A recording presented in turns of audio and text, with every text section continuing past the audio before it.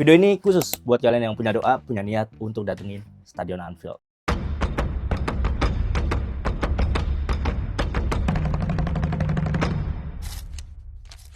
Berapa sih bang budget total buat kita bisa datang kan? Dan worth it gak sih kita ngeluarin budget sebesar itu? Kita akan bahas dari visa, tiket pesawat, tiket match, penginapan. Disclaimer dulu, perjalanan ini bukan perjalanan yang murah. Bukan perjalanan yang, kalau segitu gue mending buat ini ber, buat itu ber. Nah, kalau misalnya kalian masih membandingkan, better dialihkan dulu deh. Niat kalian buat perjalanan ke UK. Tapi di video ini adalah untuk kalian yang ngurusin semuanya sendiri. Dari urus visa, sampai akhirnya kalian bisa nginjek kaki di Stadion Anfield. Hal yang pertama kali harus disiapin itu udah jelas. Udah pasti itu paspor. Paspor harus aktif minimal 6 bulan. Kalau paspor kalian udah aman, kalian pasti udah tahu match apa yang mau kalian tonton. Big match kah? Atau match biasa? Atau Champions League? Kalau gue biasanya, gue udah ngincer dari jauh-jauh hari nih. Setelah musim baru dimulai, kita udah tahu nih jadwal pertandingan selama satu musim. Nah, gue biasanya ancar-ancar nih, di match ini, di bulan ini, kayaknya memungkinkan buat gue ngambil cuti dan berangkat. Di sini kita gambarin aja stay di UK itu selama 7 hari. Lanjut kita ke pengurusan visa. Apa aja yang kita butuhin kalau urus visa? Yang pertama udah pasti paspor yang tadi gue bilang. Yang kedua, bukti finansial. Nah, ini krusial banget nih. Banyak yang bilang emang harus ada tabungan 50 juta ya di rekening kita. Gua nggak bisa bilang itu salah dan nggak bisa bilang itu juga benar. Ada hal yang lebih penting dibandingkan dengan tabungan kita itu 50 juta. Bukti finansial kita harus clear, harus jelas. Kalau misalnya kita bekerja, tiap bulan kita dapat slip gaji, itu harus kita sertain waktu pengajuan visa. Selain dari slip gaji, bukti-bukti lain kalau misalnya kita ada pendapatan besar, itu juga harus disertai. Misal, kita ada usaha lain nih, atau usaha sampingan lah, yang nominalnya tuh lumayan gitu. 11-12 lah sama gaji bulanan dari kantor. Nah, itu kita harus buat surat tambahan. Kalau misalnya gue juga punya usaha nih, laundry misalnya, punya usaha jersey dan lain-lain lah, itu harus kita sertain sebagai bukti kalau misalnya di rekening kita itu memang flow-nya lancar. Tahu misal lu habis jual mobil, lu habis jual rumah, kan ada pemasukan besar tuh ke rekening lu. Nah, itu lu harus sertain juga. Kalau di bulan ini gua habis melakukan transaksi ABCD, biar itu nggak suspicious. Karena visa UK ini bisa gue bilang sangat strict ya, sangat susah. Apalagi kalau misalnya pencatatan keuangan kita itu nggak clear. Yang tadinya normal tiap bulan rutin sekian, tiba-tiba pas kita mau ngajuin visa, kita tembak sekian puluh juta, der. Nah, itu bisa menjadi alasan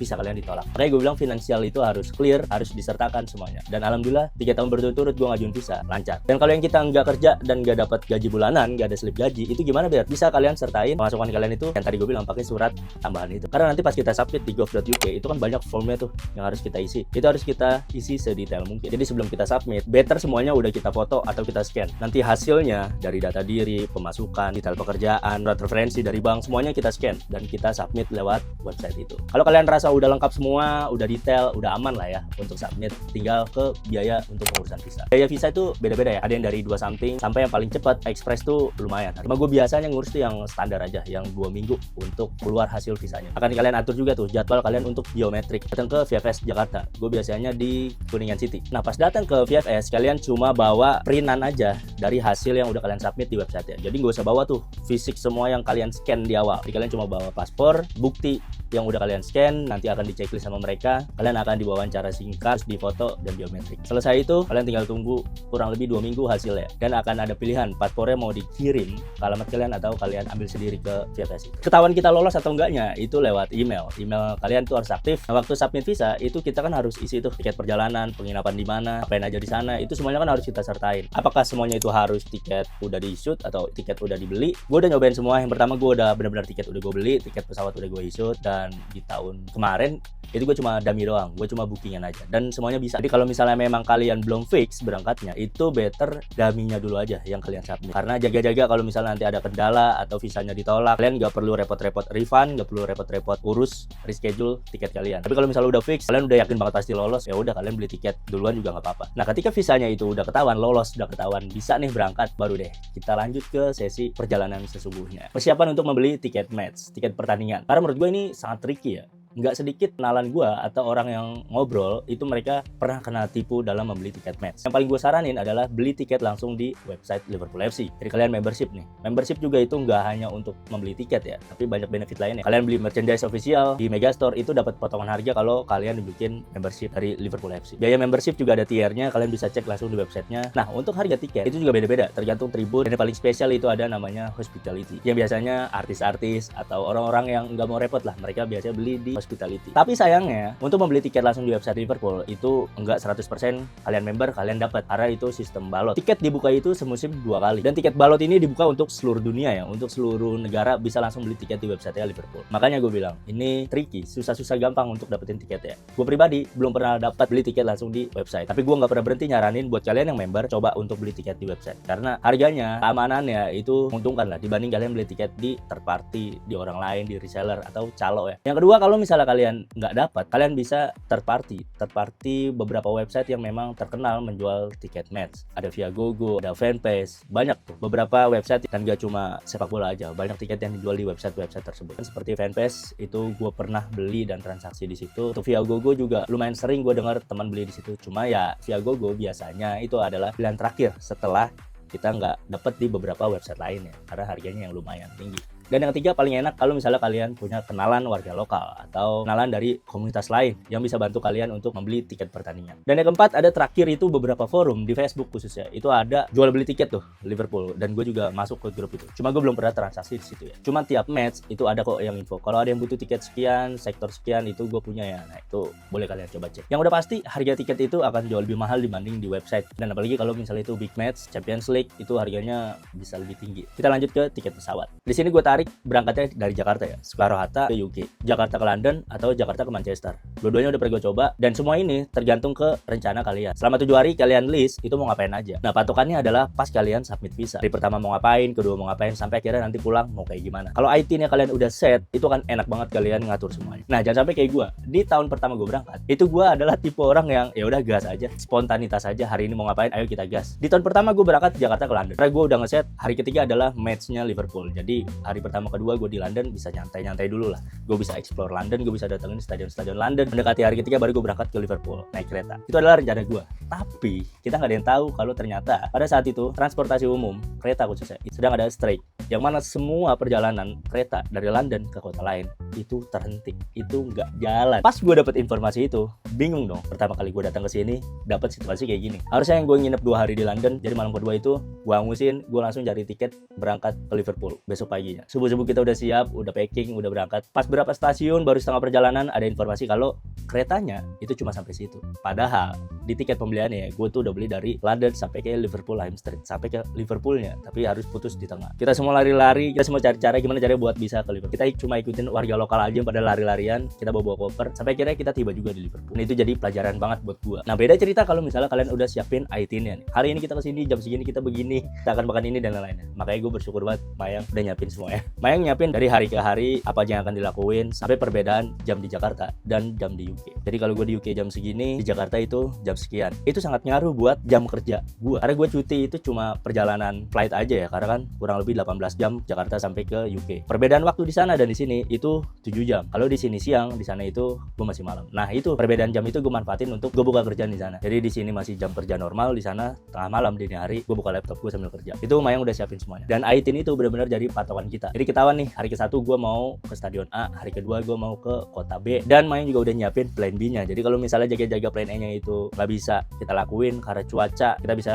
jalanin yang plan B. Terus kita akan bahas tentang transportasi. Transportasi di UK itu enak banget menurut gue. Mau naik bis, mau naik kereta, semuanya jelas, semuanya hanya menggunakan tap kartu. Dan sejauh ini gue menggunakan kartu dari Indo ya. Berbagai bank di Indo yang sudah ada logo seperti ini itu bisa. Atau simpelnya pakai kartu Genius itu bisa, Blue by BCA itu bisa, atau kartu kredit kalau kalian mau lebih gampang. Dan pastiin semuanya udah kalian buka dulu nih ke banknya, biar nggak repot nanti akan kena limit, ditolak karena kalian nggak info kalau kalian mau perjalanan luar negeri. Dan info yang harus gue tambahkan itu mengenai cuaca ya. Biasanya gue berangkat itu ketika musim dingin. Itu biasanya berangkat awal tahun, entah Januari, Februari, atau bahkan sampai April. Itu lagi dingin-dingin ya. Karena apa gue berangkat di jadwal itu? Karena emang itu yang gue incar. Cuma koleksi-koleksi jaket gue itu bisa kepake di sana. Yang suhunya bisa sampai -7, -5. Itu yang gue kangenin. Itu yang benar-benar bikin kita mau berangkat lagi nextnya.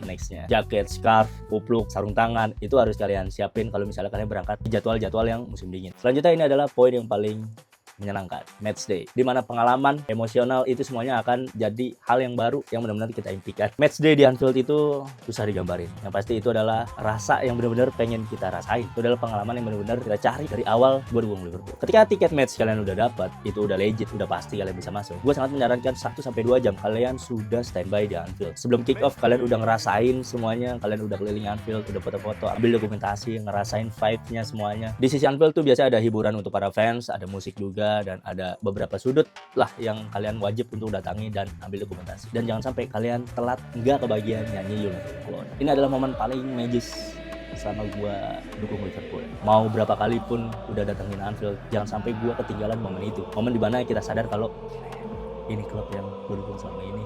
Gue bisa nyanyiin langsung lagu kebangsaannya ini culture-nya, ini identitasnya, ini stadionnya, dan gimana koneksi satu sama lain supporter buat dukung klub kita. Berikutnya tentang penginapan. Sini gue coba bagi 2 tipe aja ya. Yang pertama, kalau emang kalian mau head on, kalian mau nggak repot, ya kalian tinggal pilih hotel. Hotelnya selera kalian lah. Mau di kota London, hotel seperti apa, Liverpool seperti apa. Itu kalau misalnya budget kalian limited ya. Tapi buat kalian yang memang udah ngepack semuanya, gue sangat menyarankan itu di Airbnb aja. Kalian berdua atau beramai-ramai lah. Untuk budget jauh lebih murah, terus kalian juga bisa nyimpan makanan, bisa nyimpan apa yang kalian bawa dan kalian olah sendiri. Udah kayak rumah sendiri lah. Biasanya gue bawa Indomie, gue bawa tahu, sambal, semuanya tuh jadi enak, bisa lu olah dan bisa lu pakai terus-terusan. Apalagi kalau lu stay-nya lumayan lama di kota tersebut. Misal di Liverpool, lu akan ngeset di situ 4 hari. Lumayan tuh, 4 hari di Airbnb bareng-bareng dibanding 4 hari hotel. Tuh jauh banget beda ya. Nah, untuk masalah budget, gue coba ambil rata aja ya. Biasanya untuk satu orang itu, untuk 7 hari itu, setelah gue hitung-hitung hampir sekitar 35 jutaan, 35 sampai 40 juta. Itu udah termasuk flight. Flight itu standarnya adalah 13 sampai 18 juta ya. Tergantung season, tergantung tanggalnya memang kalian incar. Terus penginapan, kalau kalian lagi mujur, kalau memang Airbnb-nya itu nggak mahal-mahal banget, itu biasanya ada yang semalam 400.000 sampai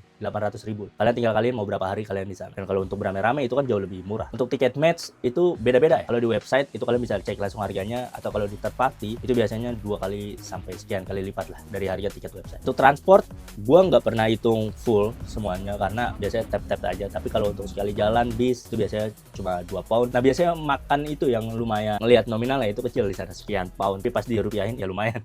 1 poundnya sekarang 22.000 something. Nah, itu yang makanya gue bilang better di Airbnb. Kalian bisa nyetok makanan, kalian bisa beli makanan langsung banyak, kalian taruh dan kalian olah sendiri. Banyak toko yang memang beli makanan siap saji, baik di Aldi atau di tempat lain ya, itu banyak. Dan beberapa tips lainnya ya, tips kecil dari gue paling, selalu dahulukan cek harga sebelum kalian berangkat ke sana. Hotel atau Airbnb, tiket match, sampai ke tempat-tempat hiburan sekalipun. Misalnya kalian mau ke Museum Beatles atau ke kota-kota lain, York, ke London, Manchester, itu better kalian cek semuanya di awal sebelum kalian berangkat. Terus untuk SIM card, ada yang pakai eSIM, ada yang pakai roaming. Nah, kalau gue biasanya pakai roaming karena menurut gue lebih simpel aja. Gue tinggal beli paket roaming, tinggal ngikutin provider kita kerjasama dengan provider apa yang ada di negara sana. Terus jangan lupa bawa adaptor colokan di UK ya. Mereka pakai colokan yang 3, itu akan kepake banget. Mayang bawa bidet tuh, alat untuk ke toilet. Biasanya toiletnya pakai tisu. Nah, untuk kita yang warga Indo biasanya kurang nyaman tuh. Jadi kita perlu bidet, terus bawa juga tuh basah, sarung tangan. Hal-hal kecil di sana pun ada yang jual. Cuman better kalau kalian siapin dari awal. Oke, mungkin menurut gue itu aja sih yang harus disiapin, yang harus di checklist sebelum benar-benar kita niatin berangkat ke sana. Banyak orang yang bilang berangkat ke UK itu cuma buang-buang duit doang, tapi beda ceritanya kalau misalnya buat kita yang emang fans sepak bola. Karena menurut gue ini salah satu tujuan yang minimal dirasain sekali seumur hidup. Kalau kalian punya pertanyaan, boleh banget drop di komen. Gue akan coba jawab dengan versi gue, dengan sesuai pengalaman gue. Atau kalian punya tips lain, boleh banget kita sharing di sini. Atau ada yang mau berangkat bareng sama gue, boleh banget. Next niatnya gue mau buka open trip, atau kita bisa dukung Liverpool bareng-bareng. Kalau kalian suka video kayak gini, jangan ragu untuk support gue. Subscribe, komen, dan like, share ke teman kalian yang relate dengan konten kayak gini juga. You'll never walk alone.